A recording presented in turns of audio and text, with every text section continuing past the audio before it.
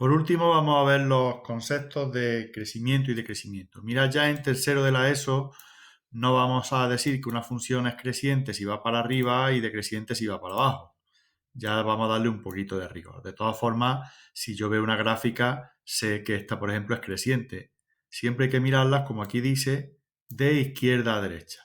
O sea, si yo voy de izquierda a derecha, la función crece y en esta la función decrece. Yo sé que esta es creciente y decreciente, pero ¿cómo vamos a definirlo? Pues para ello vamos a definir lo que se llama la tasa de variación. La tasa de variación, TV, tasa de variación de una función f entre el punto A y B, se define como f de b menos f de a. Esto es muy interesante, es siempre el final, el primero es a y el segundo es b. Pues siempre es el punto final menos el punto inicial. Por ejemplo, ¿cuál sería la tasa de variación de esta función entre 0 y 90? Pues miramos primero en el 90, que es como acabo. ¿Dónde acabo? Acabo en 154. 154 es f de 90. Y le resto f de 0. ¿Cuánto vale f de 0? 149 menos 149, que da 5. 5 es positivo, por tanto la función es creciente.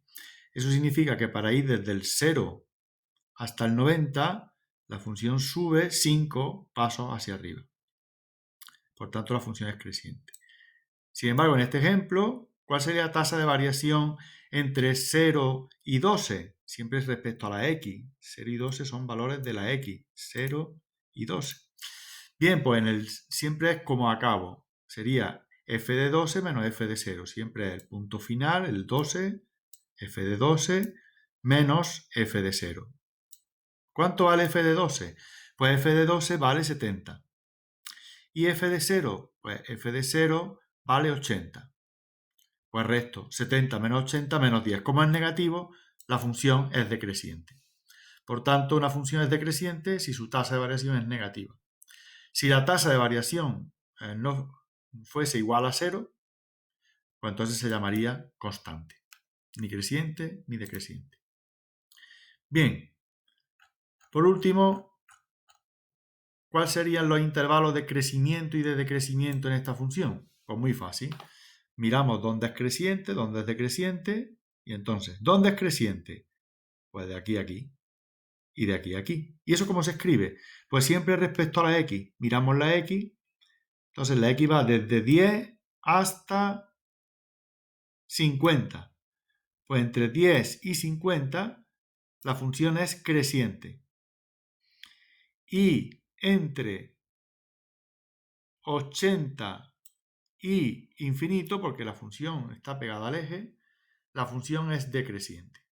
Es creciente. Por tanto, ¿cuáles serían los intervalos de crecimiento? Aquí lo tenéis. Esta I se puede sustituir en matemáticas por la U, que significa unión. Bien, ¿dónde es decreciente? Pues decreciente sería desde 0 a 10, de 0 a 10, y de 50 a 80. Entre 0 y 10 la función es decreciente y entre 50 y 80 la función es decreciente. Siempre nos referimos a la x. Podemos poner la u, que es la unión, y este serían los intervalos de decrecimiento. Bien, ¿dónde están los máximos y los mínimos? Pues muy fácil. Un máximo es un punto en el cual la función pasa de ser creciente a decreciente. Esto es un máximo, esto es un mínimo y esto es un mínimo. Estos siempre son relativos. Y si alguno de ellos fuera el más grande o el más chico de todos, sería absoluto. Por ejemplo, ¿este máximo es absoluto? No, porque aquí la función está por encima. Sin embargo, ¿este mínimo es absoluto? Pues sí, este mínimo es absoluto porque no hay nadie que esté por debajo de él. Por tanto, esta función podríamos decir quién son los máximos y los mínimos.